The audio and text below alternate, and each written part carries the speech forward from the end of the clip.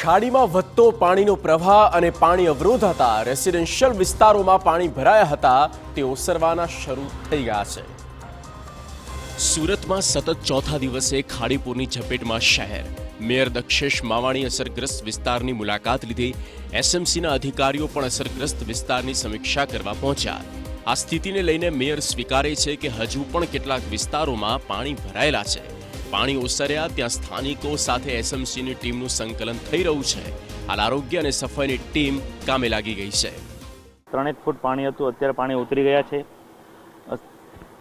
અમારી corporate team, સ્થાનિકો અને અમારા આ વિસ્તારના ઝોનલ ઓફિસર અને આરોગ્યની ટીમ અત્યારે એક સાથે આવ્યા છે અને જે અત્યારે સફાઈની કામગીરી શરૂ છે।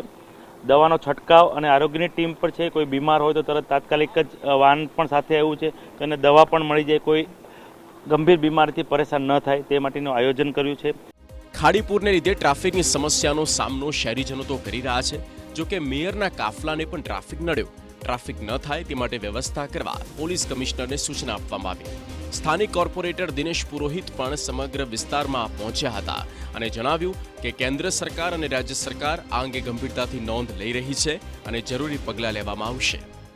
ખાડીપુર ખાલી સુરતના બહુ જૂજ વિસ્તારમાં એટલે 1-2% વિસ્તારમાં જ ખાડીનું પાણી આવે છે। બાકીના બધી જ જગ્યાએ વરસાદનું પાણી હતું અને વરસાદનું પાણી તો 4-6 કલાકમાં